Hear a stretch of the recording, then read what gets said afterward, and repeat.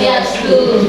Terima kasih Bapak Ibu, Guru, teman-teman ibu semuanya yang sudah menyempatkan diri untuk hadir di sini dalam rangka diseminasi budaya positif, yaitu terkait tugas CGP saya pada materi modul 1.4 tentang budaya positif. Nah, perkenalan lagi ya Bapak Ibu, perkenalkan saya Yusufi, CGP Angkatan 11 dari SD 9 Sesetan Kota Denpasar akan memaparkan materi tentang menyebarkan pemahaman dan penerapan pengalaman budaya positif. Nah, Bapak Ibu, di sini saya tidak menggurui ya. Saya di sini hanya berbagi saja yang saya dapatkan di modul 1.4 ini tentang budaya positif. Nah, tentang budaya positif ini, mendengar kata budaya positif, apa sih yang ada di pikiran Bapak Ibu? Yang baik-baik saja. Ya, yang baik-baik saja. Apalagi siapa yang misalnya? Kebiasaan yang bersifat positif. Ya, kebiasaan yang bersifat positif. Apa lagi, Pak Wijaya? Kebiasaan yang memberi manfaat baik. Ya, kebiasaan memberi manfaat baik. Nah, untuk siapa yang budaya positif ini kita terapkan? Selain untuk diri kita sendiri, untuk Anak-anak. ya peserta didik kita yang kita cintai ya. Nah, ini ada konsep inti budaya positif. Yang pertama yaitu perubahan paradigma belajar, disiplin positif, nilai-nilai kebajikan, kebutuhan dasar manusia, motivasi perilaku manusia, posisi kontrol guru, keyakinan kelas, dan segitiga restitusi. Nah, di sini pembelajaran dengan paradigma baru. Pembelajaran dengan paradigma baru merupakan pembelajaran yang dirancang berdasarkan prinsip pembelajaran berkriterialisasi, sehingga para peserta didik belajar sesuai kebutuhannya berdasarkan tahap perkembangan sesuai teori-teori psikologi modern untuk mewujudkan profil pelajar Pancasila. Nah, seperti yang Ibu ketahui di sini profil pelajar Pancasila yaitu ada beriman dan bertakwa kepada Tuhan Yang Maha Esa, berkebinekaan global, bergotong royong, kreatif, bernalar kritis, dan mandiri. Nah, di sini ada miskonsepsi tentang teori kontrol ya Bapak Ibu ya, yang selama ini kita misalnya Bapak Ibu guru lakoni. Nah, di sini ilusi guru sebagai mengontrol murid. Nah, seperti apa mengontrol murid itu? Ilusi kita mengontrol murid, ibaratnya kita memerintah murid, ya harus menekankan suatu perintah kepada murid. Itu ternyata tidak benar, ya itu dikatakan keliru. Itu kita ilusi kita sebagai guru. Nah, yang kedua ilusi bahwa pembuatan positif selalu benar dan bermanfaat. Yang berikutnya ilusi bahwa kritik dan membuat rasa bersalah selalu mampu menguatkan karakter. Ilusi bahwa orang dewasa berhak memaksa. Nah, ilusi orang dewasa berhak memaksa. Nah, di sini kalau di sekolah kita termasuk orang dewasa. Nah, ilusi kita memaksa seorang, misalnya seorang peserta didik, ya, ibaratnya kita mau mengikutkan lomba anak itu, contohnya. Nah, kita memaksa, kamu bisa nggak? Ini, kamu harus bisa. Nah, sedangkan anak itu masih kepercayaan dirinya kurang. Nah, itu ibaratnya kita masih memaksakan ya. Itu kita sudah keliru di situ ya. Jadi bahwa orang dewasa tidak berhak memaksa ya. Oke, untuk selanjutnya. Nah, di sini paradigma. Seseorang dapat berubah dari paradigma SR menuju teori kontrol. Nah, SR itu stimulus responnya. Di sini ada realitas.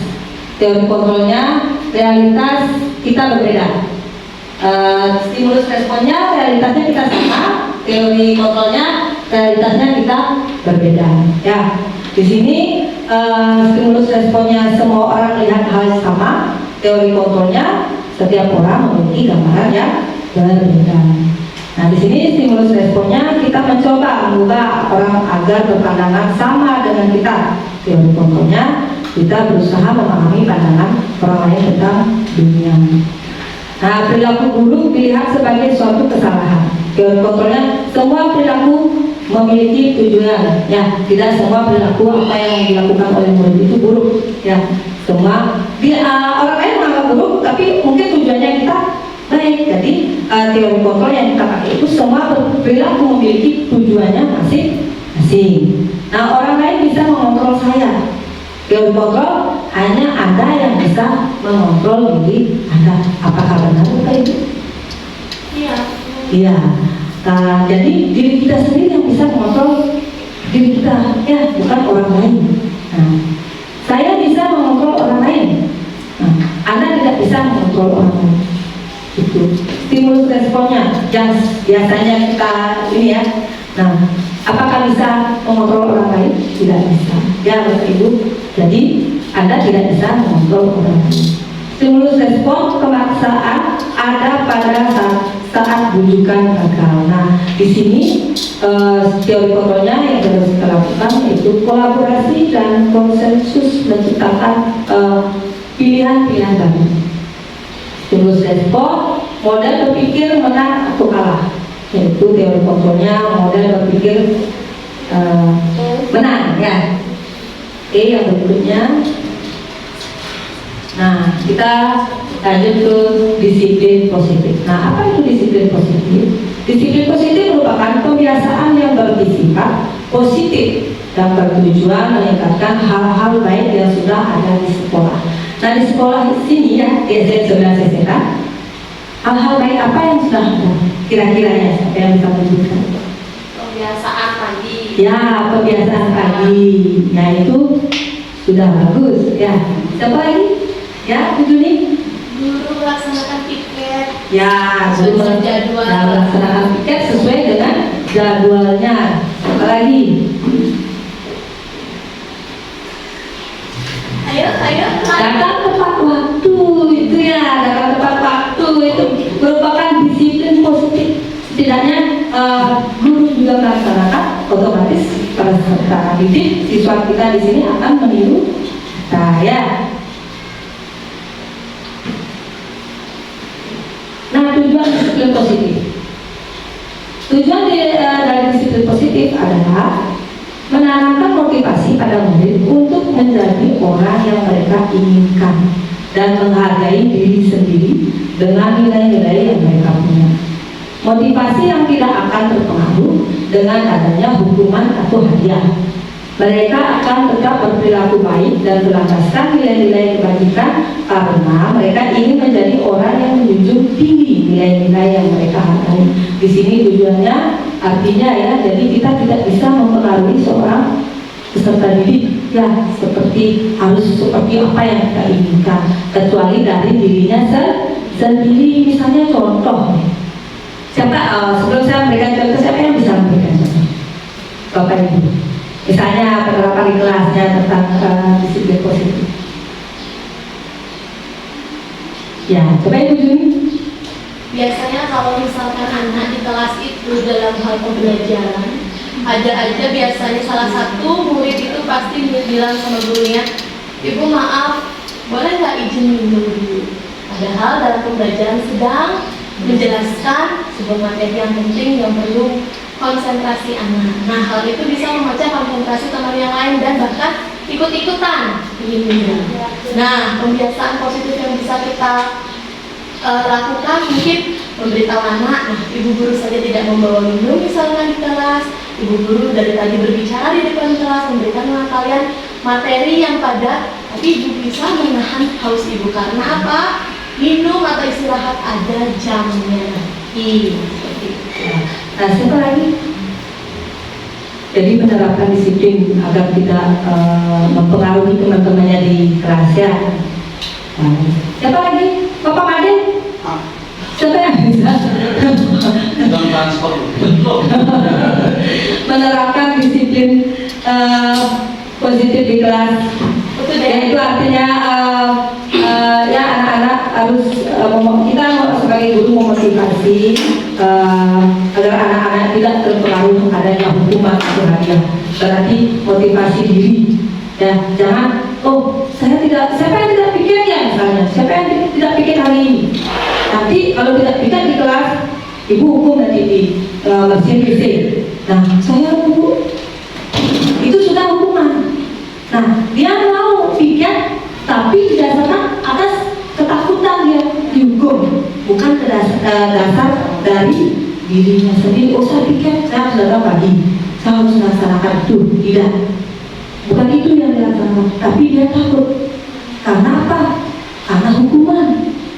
Itu ya, karena hukuman. Jadi kita harus bisa memberi penguatan kepada peserta didik atau menimbulkan bagaimana rasa tanggung jawabnya kepada diri mereka sendiri, bukan karena hukuman. Ya, begitupun dengan hadiah. Nah, di sini ya, siapa yang bisa biasa? Oh, siapa yang bisa nanti ngerjain ini? Ibu akan kasih. Nah, ada yang seperti itu di kelas. Ya, itu ya. Nanti atau pujian atau apa ya, yang mengakibatkan tidak timbul dari diri mereka sendiri. Nah, kita beralih ke kebutuhan dasar manusia. Nah, setiap manusia tentunya mempunyai kebutuhan dasar. Ya. Nah, kebutuhan dasar manusia adalah segala sesuatu. Maaf, di sini agak gini ya. Ketiganya agak. Kebutuhan dasar manusia adalah sesuatu yang kita butuhkan untuk mendapatkan apa yang kita inginkan. Seluruh tindakan yang akan kita lakukan memiliki tujuan tertentu, dan semua usaha terbaik yang kita lakukan adalah dalam rangka agar kebutuhan dasar manusia terpenuhi dengan baik. Jadi setiap manusia itu mempunyai kebutuhan dasar. Nah, di sini 5 kebutuhan dasar menurut Dr. William James dalam question. Yang pertama, kebutuhan bertahan hidup. Kebutuhan bertahan hidup di sini fisiologi, kesehatan, rumah, dan makanan. Jadi kita butuh semua itu ya. Nah, biologis yaitu proses reproduksi. Setiap manusia pasti menginginkan itu ya. Maksud saya pasti kebutuhan biologis pasti itu menjadi kebutuhan dasar manusia. Kalau tidak normal ya mungkin tidak ya. Nah, psikologis kebutuhan akan perasaan aman. Bapak Ibu jadi pasti menginginkan perasaan aman ya. Nah, yang kedua kebutuhan kasih sayang dan rasa diterima. Nah, kebutuhan untuk diterima meliputi kebutuhan akan hubungan dan koneksi sosial, kebutuhan untuk memberi dan menerima kasih sayang, dan kebutuhan untuk menerima menjadi bagian dari suatu kelompok. Nah, di sini kita juga sebagai manusia perlu kasih sayang, misalnya tidak hanya dari suami atau istri, tapi dari teman-teman juga. Ya, kita perlu rasa diterima, misalnya rasa diterima, dirangkul seperti itu. Ya, begitu juga peserta didik tentunya. Ya, kebutuhan dasar berikutnya ada penguasaan. Nah, di sini penguasaan yaitu kekuatan untuk mencapai sesuatu. Tentunya manusia tentu ada tujuannya ya, mencapai sesuatu, menjadi kompeten, menjadi terampil, diakui atas prestasi dan keterampilan kita, didengarkan dan memiliki rasa harga diri. Tentunya setiap manusia pasti mempunyai rasa seperti itu ya. Nah, yang berikutnya kebebasan. Nah, kebebasan itu mencakup kebutuhan akan kemandirian kita sebagai manusia, otonomi, memiliki pilihan dan mampu mengendalikan arah hidup seseorang. Artinya di sini yaitu kita juga mempunyai harus memiliki kebebasan ya. Tidak harus dikekang, begitu juga peserta didik kita memiliki kebebasan ya. Kebebasan dari atau bukan peserta didik, anak-anak pun ya, anak-anak kita juga harus memiliki atas kemandiriannya, atas dirinya sendiri ya. Nah, yang berikut, yang terakhir kesenangan, yaitu kebutuhan untuk mencari kesenangan, bermain dan tertawa. Itu kebutuhan 5 dasar kebutuhan manusia.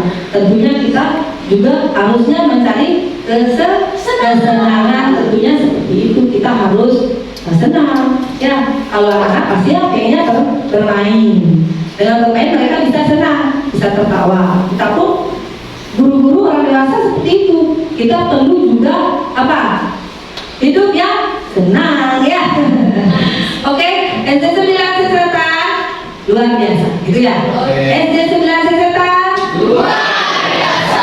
SD 9 Seseta luar biasa. Untuk membuka rasa semangat kita hari ini.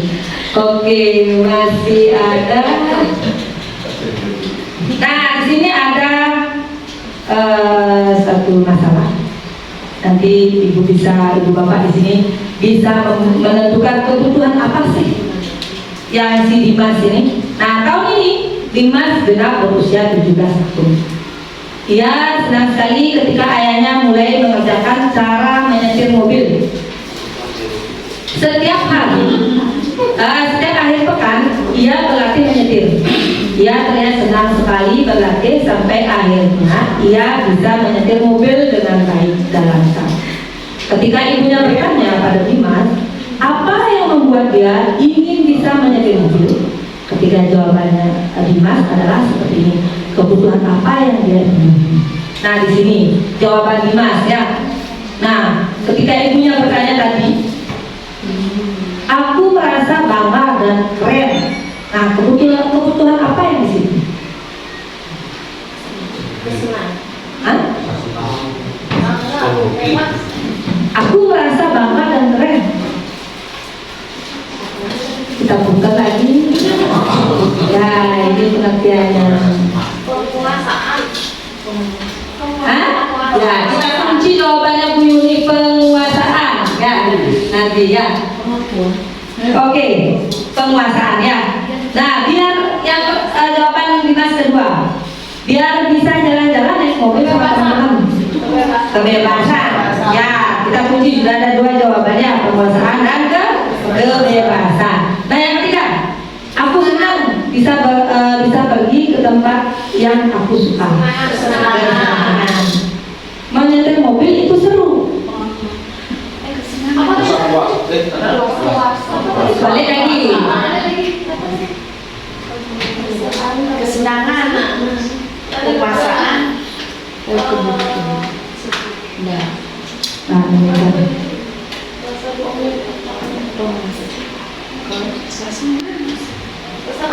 kesenangan. Oke, kita kunci ada berapa jawabannya? Ada berapa tadi? Penguasaan. Yang pertama apa? Penguasaan. Yang kedua apa ya? Tadi ya? Kebebasan.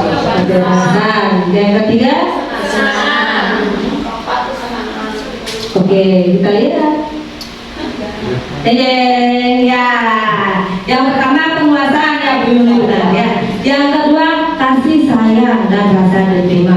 Dia bisa jalan-jalan, berarti itu tujuannya si Dimas. Biar dia bisa diterima, katanya.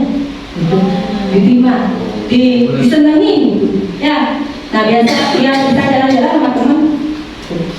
Nah, aku senang bisa pergi ke tempat-tempat yang aku suka, itu kebebasan. Dia bebas memilih. Kalau dia bisa naik mobil kan, dia bebas mau kemana dia mau. Nah, menyetir mobil itu seru, itu kesenangan. Oh, berarti baru kayak kita baru belajar naik motor, baru bisa belajar naik motor, sudah bisa mengendarai motor. Kita kan senang ya, senang, uang sana sini ya. Itu merupakan kesenangan.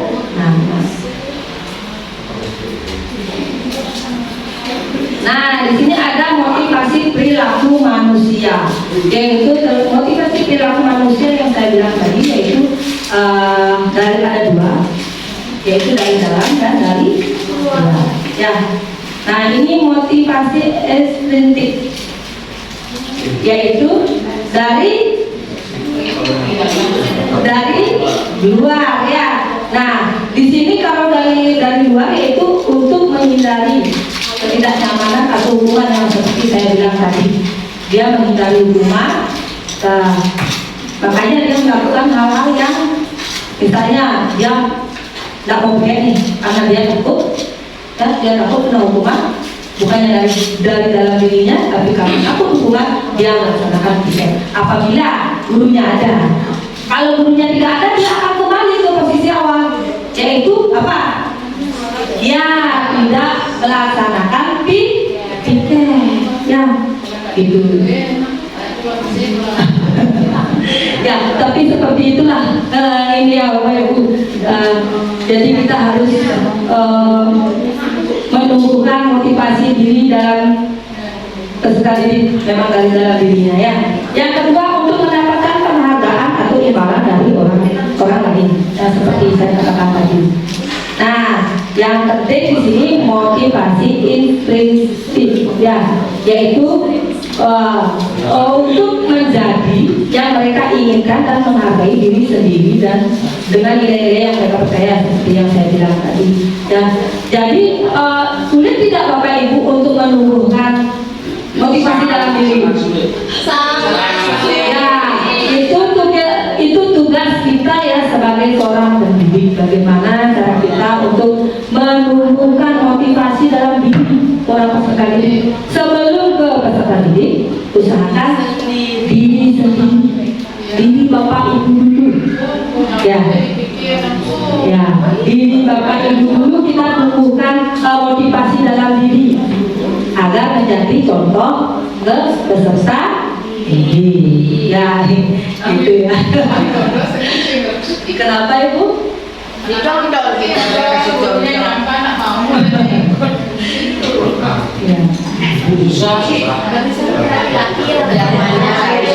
Nah, di sini Bapak Ibu ada beberapa hukuman, konsekuensi, restitusi. Nah, di sini hukuman. Nah, tidak terencana atau tiba-tiba. Murid tidak tahu apa yang akan terjadi, bersifat satu arah, berupa fisik, psikis, hukuman. Nah, konsekuensinya ada terencana, disepakati sesuai peraturan, murid tetap dibuat tidak nyaman, yaitu sikap guru memonitor murid selalu. Restitusi. Nah, di sini siapa yang sudah bisa dengar kata restitusi? Nah, sebelum kita ini nanti kita bahas restitusi ya. Nah, restitusi yaitu proses menciptakan kondisi bagi murid untuk memperbaiki kesalahan, gitu ya. Yang kedua, proses yang kolaborasi mengajarkan murid untuk solusi sendiri. Oke, itu ya. Ibu Dwi, semangat Bu Dwi. Sudah selesai? Luar biasa. Fokusnya hilang. Mungkin gara-gara oke, bentar lagi ya. Sebelum kita masuk ke restitusi, alangkah baiknya kita berdiri dulu untuk melakukan SDG ya.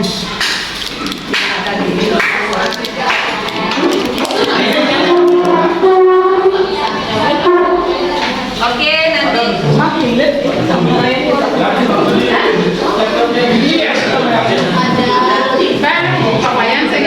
Yang ini punya oke Bapak Ibu, kita siap-siap untuk menangkap biar semangat sedikit ya, sudah satu ya, mohon bantuannya Bapak Agus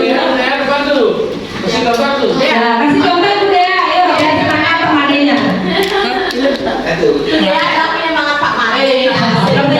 Oh, yang berpahala. Ya, emang jadi Nawang, ya, alam Pak. Alam Mas. Kayak lembu. Alam kayak lembu. Ada.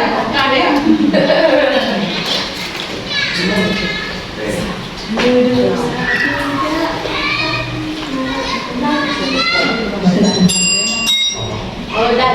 Waktu makan satu hari itu 3 tempat. Udah itu saja. Nah, ya. oke, kita akan menggerakkan badan ya biar ngantuk-ngantuk kita hilang. Go. Oke. Oh, I'm a gummy bear. Yes, I'm a gummy bear. Oh, mommy, every time you're done, you're lucky gummy bear. I'm a jelly bear. I love the way you go. Oh, I'm a good Oke,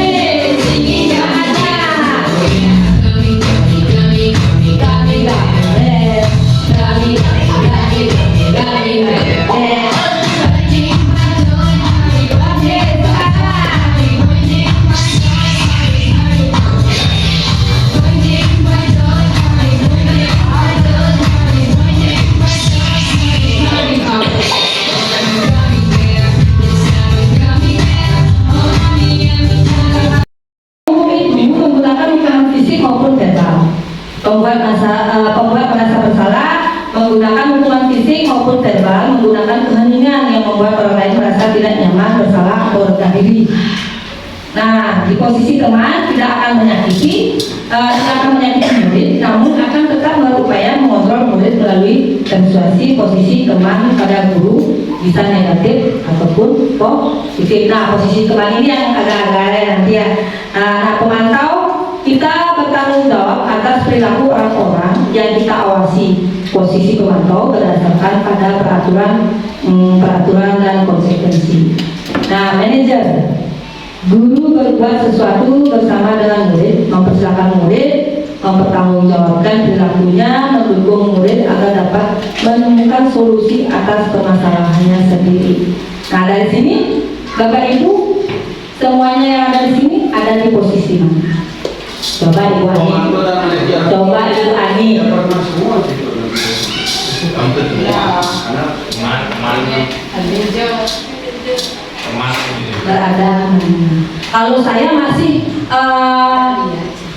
jujur saja, masih pembuat merasa bersalah, memantau. Karena kita yang mengatur. Nah, siapa yang bisa menceritakan dari Bapak Ibu di sini? Siapa yang? Ya, Pak Ade, coba. Wih, makasih Mas nanti.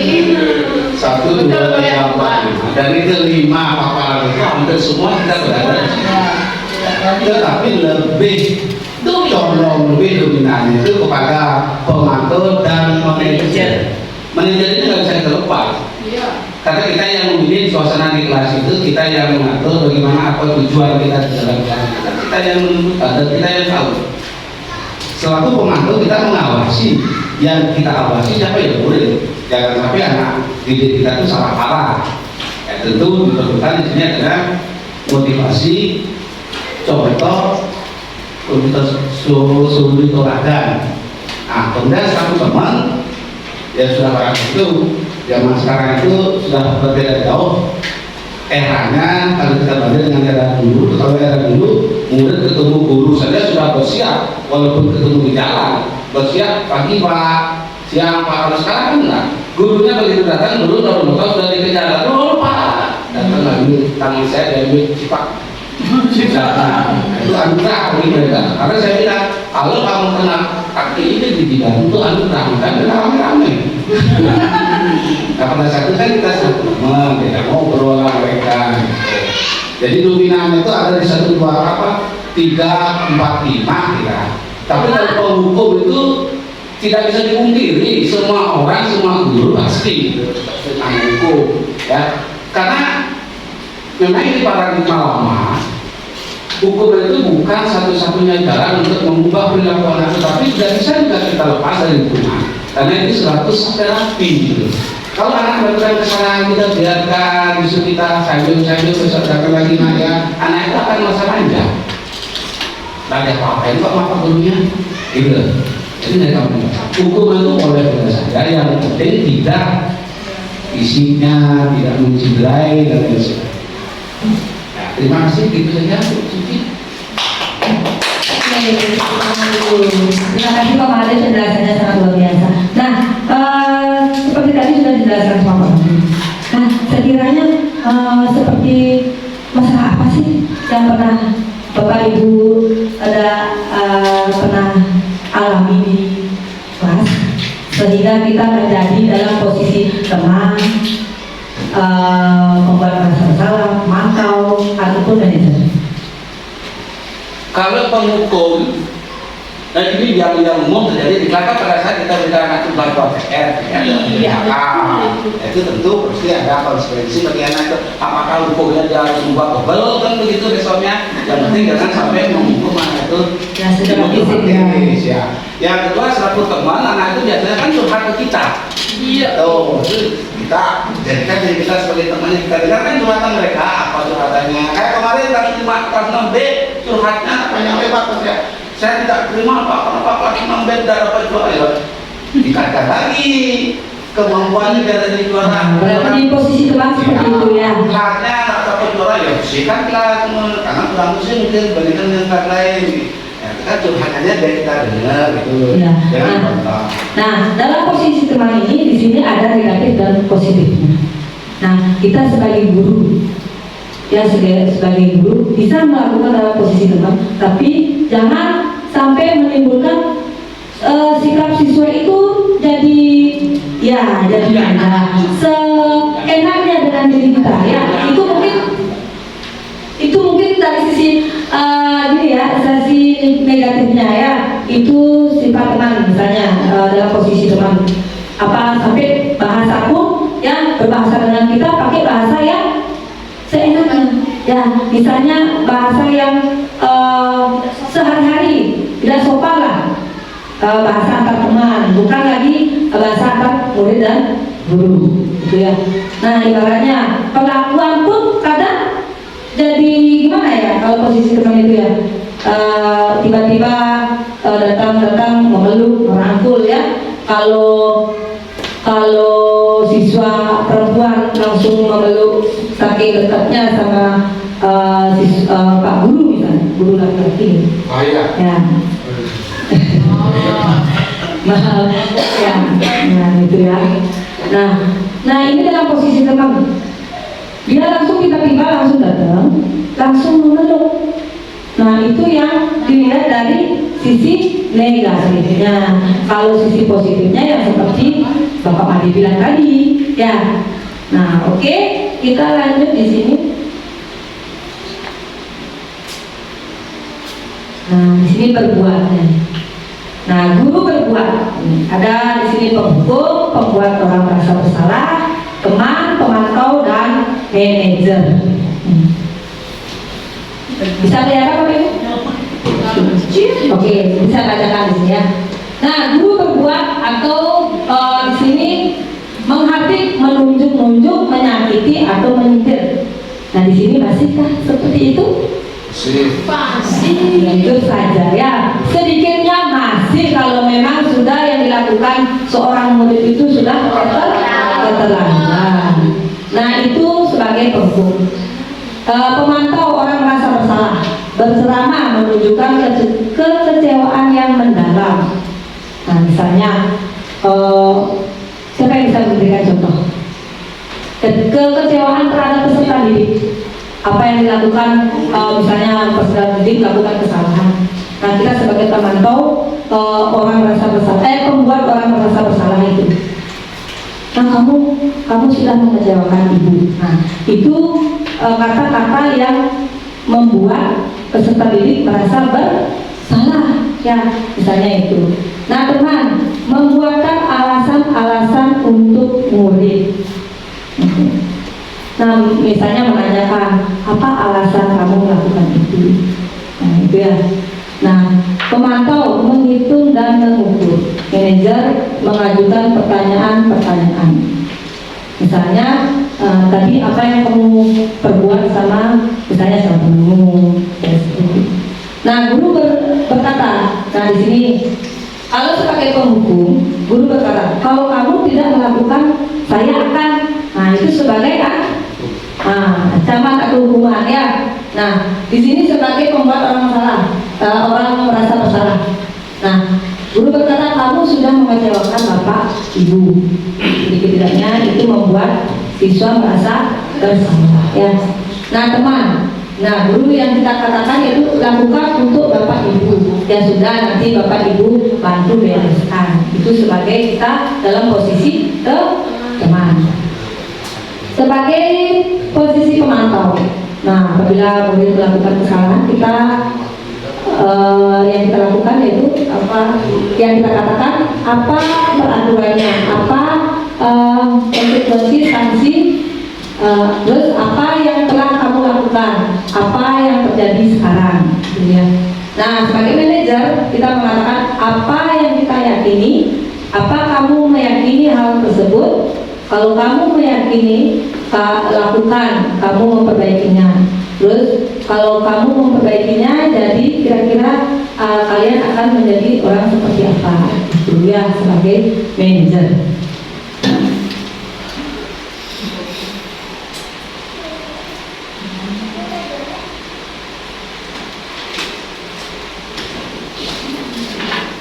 Nah, di sini dalam pembuatan keyakinan kelas. Nah, setiap Bapak Ibu guru pasti membuat keyakinan kelas ya, keyakinan kelas. Nah, keyakinan kelas didasari oleh apa? Ya, kesepakatan kelas ya. Nah, di sini. Nah, di sini prosedur pembentukan keyakinan sekolah atau keyakinan kelas ya. SD yang sudah selesai? Ya, luar biasa. Sudah mulai senyap gitu. Oke, itu prosedurnya pembentukannya adalah satu, mempersilakan murid-murid untuk bertukar pendapat tentang peraturan yang perlu disepakati di kelas. Di sini pasti dalam membuat keyakinan kelas kita memberikan kesempatan kepada murid dia apa saja sih yang harus kalian yakini di kelas gitu ya. Nah, yang kedua, mengganti kalimat-kalimat dalam bentuk negatif menjadi positif. Siapa yang bisa? Di sini misalnya tidak boleh membuang sampah sembarangan. Nah, itu kalimat dari siswa ya, tidak boleh membuang. Mereka mungkin membuat keyakinan tidak boleh membuang sampah sembarangan. Berarti kita merubah kalimat itu menjadi buang sampah pada tempat. Nah, seperti itu ya. Siapa lagi yang bisa memberikan contoh keyakinan kelas? Boleh terlambat ke sekolah, datang tepat waktu. Ya, misalnya tepat waktu mendahului. Misalnya bagaimana Bu Pati? Kecuali yang bikin. Bukannya misalnya datang tepat. Nah, misalnya tidak boleh terlambat, berarti datang tepat waktu itu ya. Nah, yang ketiga, menyiapkan peraturan-peraturan menjadi nilai-nilai kebajikan atau keyakinan kelas. Yang keempat, berdiskusi mengenai gambaran perilaku yang mencerminkan keyakinan kelas. Yang kelima, berdiskusi mengenai peran semua warga kelas. Yang keenam, meninjau ulang keyakinan kelas dari waktu ke waktu. Meninjau ulang dengan cara seperti apa ya Bapak Made? Meninjau ulang keyakinan kelas dari waktu ke waktu biar siswa itu ingat terus keyakinan yang telah dibuatnya itu seperti apa. Kesepakatan kelas. Nah, kesepakatan kelas itu dijalankan mana kan kita tinjau terus hari per hari dilakukan nggak, harusnya dilakukan ya. Katanya tadi tidak boleh bilang kata jangan ya nak, tolong ya lakukan apa yang ada di kesepakatan kelas itu aja. Artinya kita harus menempel ya, menempel agar siswa pun ingat ya ingat ya itu. Di kelas saya sudah ada jawaban. Ya bagus. Di kelas saya juga sudah ya Bapak. Maju lagi. Nah, kita lanjut ke segitiga restitusi. Nah, apa itu segitiga restitusi? Nah, segitiga restitusi adalah proses dialog yang dijalankan guru agar dapat menghasilkan murid yang mandiri dan bertanggung jawab. Pada saat guru di posisi manajer, aspek yang dikembangkan pada murid adalah motivasi intrinsik, sehingga penanaman nilai-nilai kebajikan dapat tumbuh dan berkembang menjadi suatu kebiasaan positif yang akhirnya membentuk karakter murid. Nah, di sini posisi segitiga restitusi. Kalau Bapak Made ya, lihat ya segitiga restitusi yang ada di papan. Di sini yaitu yang pertama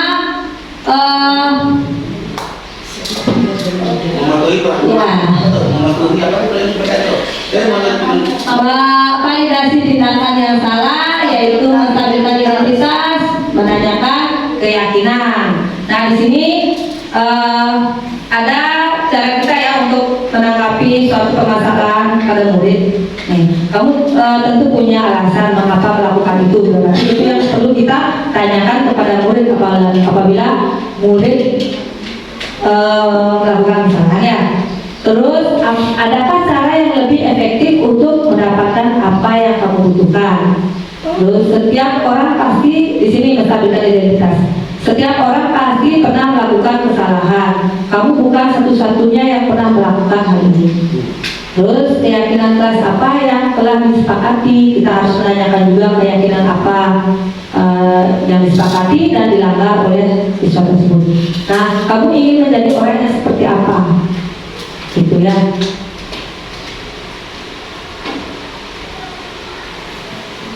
Nah, di sini ada pengalaman implementasi.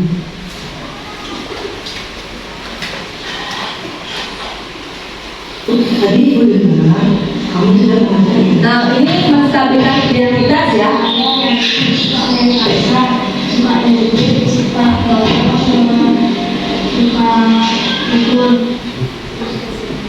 Nah, itu yang membuat teman-teman. Nah, kalau ibu juga yang posisi dahulu, ibu juga.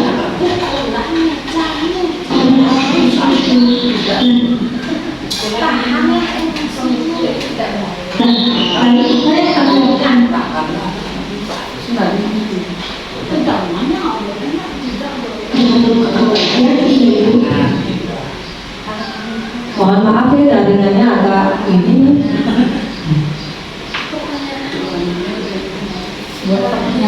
Ini implementasi pelaksanaan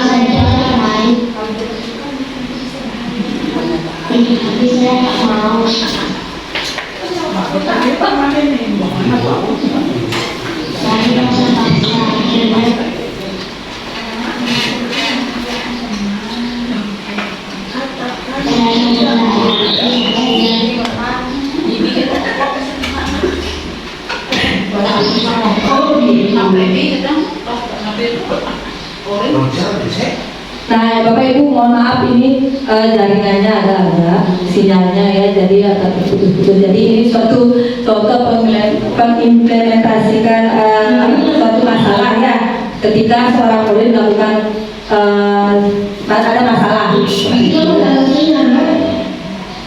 Nah, oke, kita lanjut saja ya. Nah, ini kesepakatan kelas 3A. Nah, saya juga membuat budayakan 5S, yaitu senyum, sapa, salam, sapa, sopan, dan santun.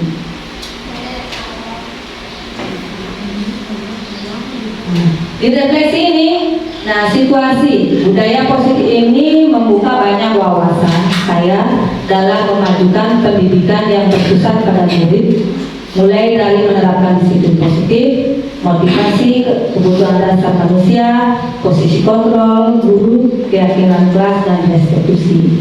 Nah, makna setelah mempelajari budaya positif, saya menjadi sadar bahwa banyak hal belum saya ketahui dan pahami dengan baik. Banyak miskonsepsi terkait proses pendidikan yang saya lakukan. Nah, aksi saya harus terus belajar untuk dapat mewujudkan pendidikan yang berpihak pada murid melalui berbenah dengan menerapkan konsep-konsep budaya positif serta berkolaborasi dengan seluruh warga sekolah dan mewujudkan budaya positif.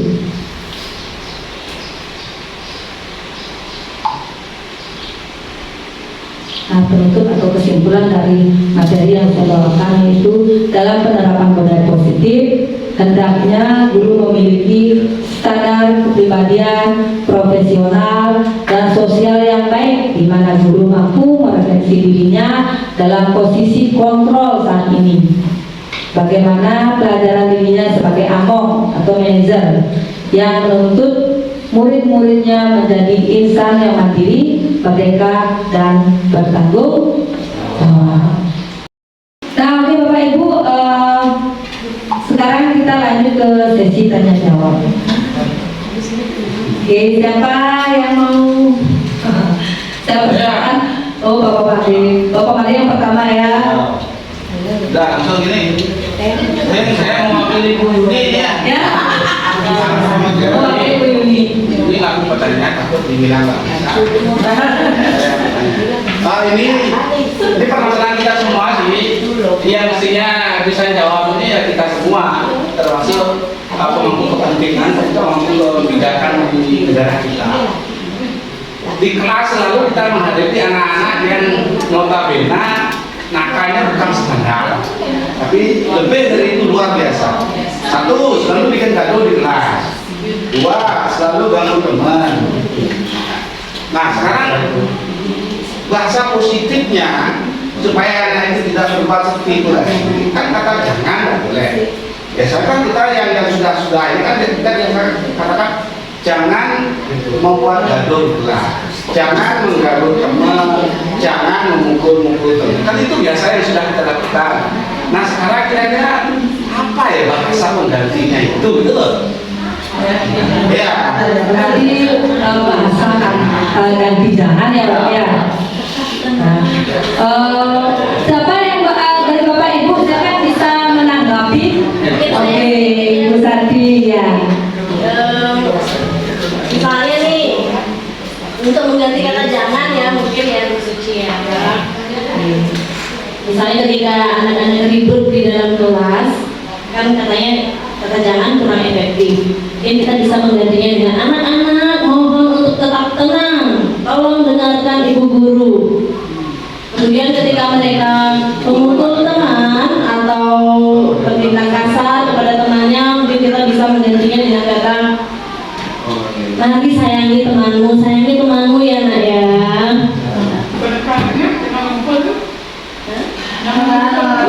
Tangan itu bukan untuk memukul tapi untuk menulis misalnya untuk menyayangi temanmu, untuk menolong temanmu, karena memukul itu tidak baik. Mungkin bisa seperti itu.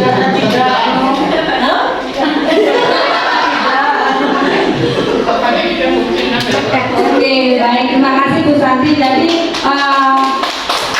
tepuk tangan dulu buat Bu Santi. Jadi mengganti kata jangan itu sudah dilakukan oleh Bu Santi, bisa kita pakai marilah, tolonglah, ya gitu. Nah, siapa lagi? Ayo mungkin dari sebelah sini. Ayo Bu Dea.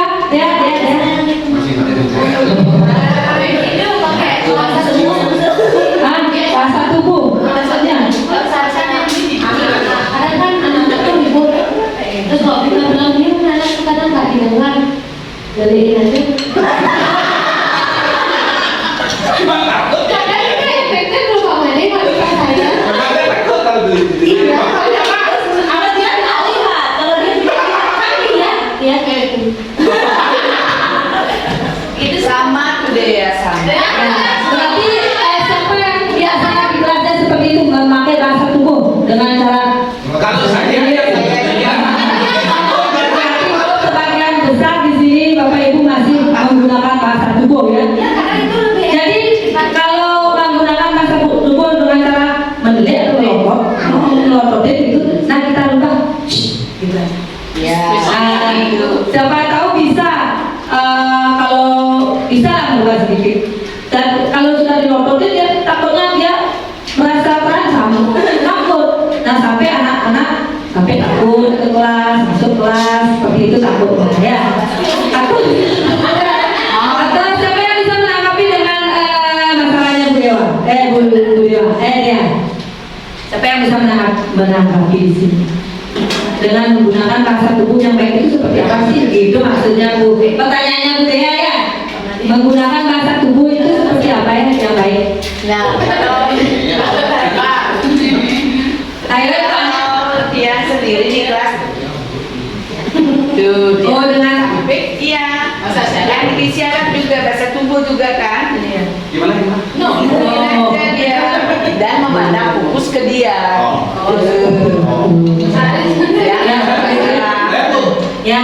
Kalau saya menurut saya ribut itu, kalau saya suruh diam nggak diam, saya yang diam. Ya.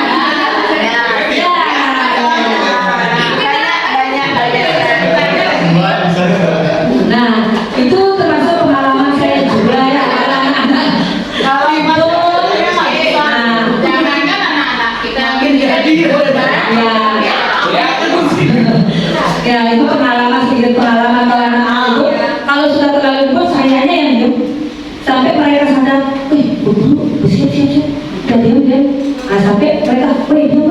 guru udah bilang, nah, sampai saya bilang nanti kalau kalian masih ribut, jadi pelajaran hari ini belum bisa ibu lanjutkan seperti itu.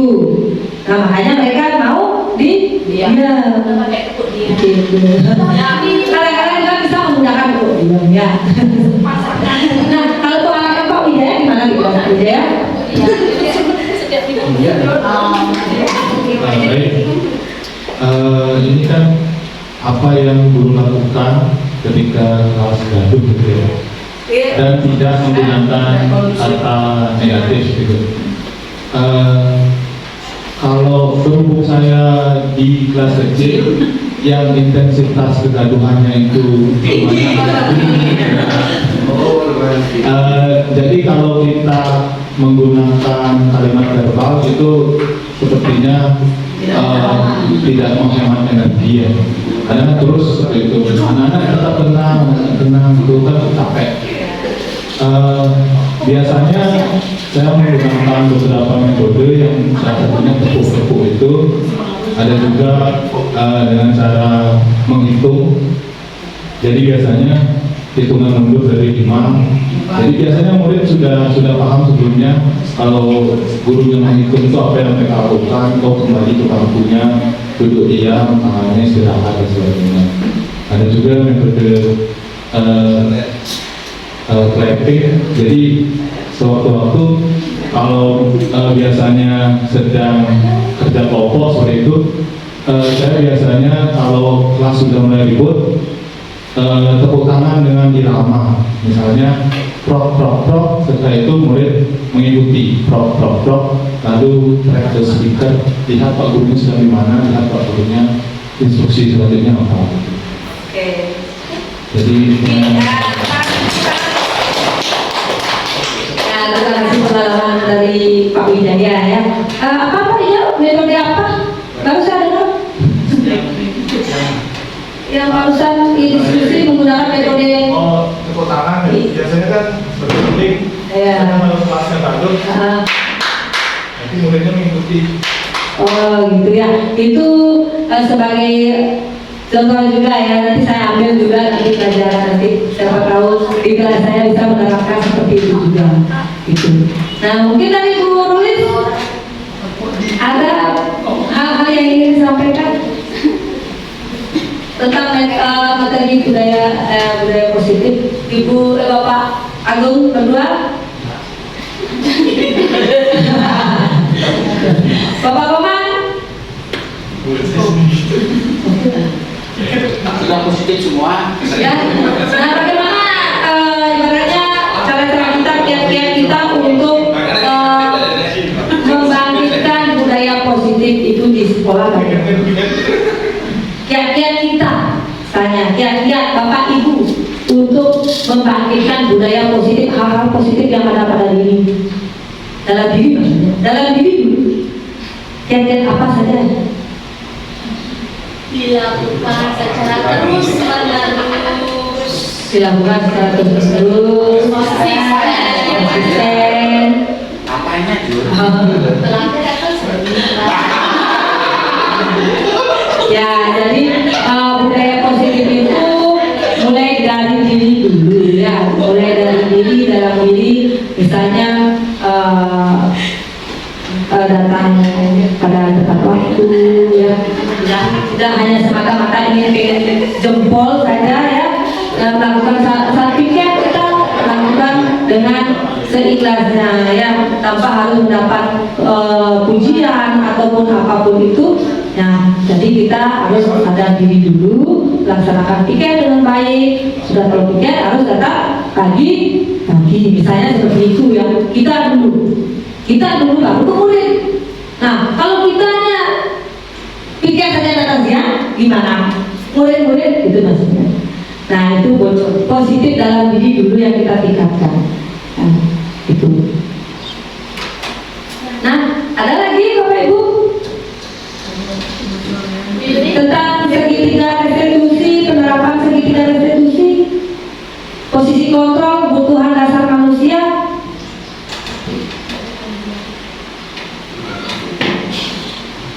Bagaimana, sudah jelas berarti ya? Oke. kalau sudah jelas, terima kasih. Demikian materi disiplin positif saya pada hari ini. Selebihnya, lebih dan kurangnya saya mohon maaf, dan sekali lagi saya mengucapkan terima kasih kepada Bapak Ibu Guru, teman-teman semua di sini sudah menyempatkan hadir, meluangkan waktu hadir di sini. Saya ucapkan terima kasih, dan akhir kata saya ucapkan Om Santi Sati. Terima kasih.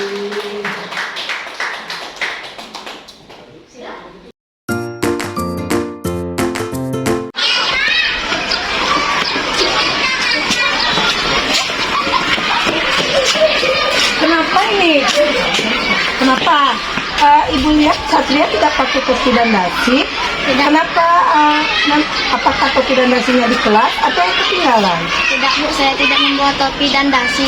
Oh iya, tidak apa-apa ya. Semua orang pasti pernah melakukan kesalahan ini. Nah, seperti minggu lalu ada temanmu yang tidak pakai topi. Ya Bu, saya takut dihukum, saya malu. Ya tidak apa-apa.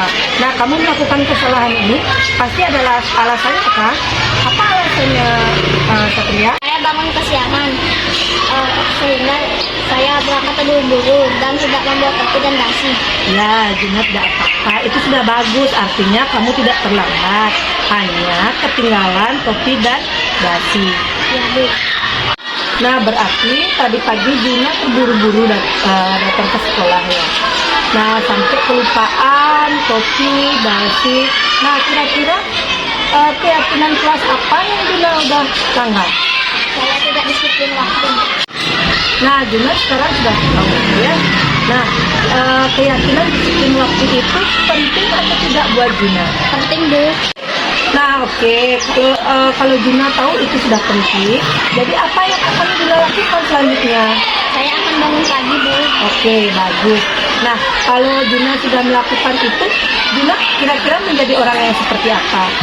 Orang disiplin. Ya, disiplin. Nah, Junat sanggup melakukan itu? Sanggup. Baiklah, Junat. Sekarang Junat sudah paham kalau Junat belum disiplin waktu dan akan memperbaiki itu di minggu ke depan dan hari-hari selanjutnya ya. Nah, sekarang Junat kembali ke kelas, taruh tasnya dan siap berbaris untuk mengikuti upacara. Ya Bu. Silakan. Swastiastu. Perkenalkan, nama saya Satria Juna, siswa kelas 4.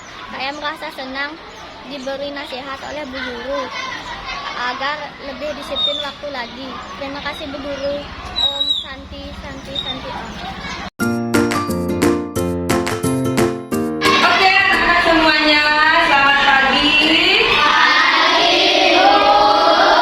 Oke. Nah, bagaimana kabar kalian hari ini? Baik ya, Ibu harapkan semua kalian yang ada di kelas 3 ini semua dalam keadaan baik. Nah, hari ini kita akan membuat keyakinan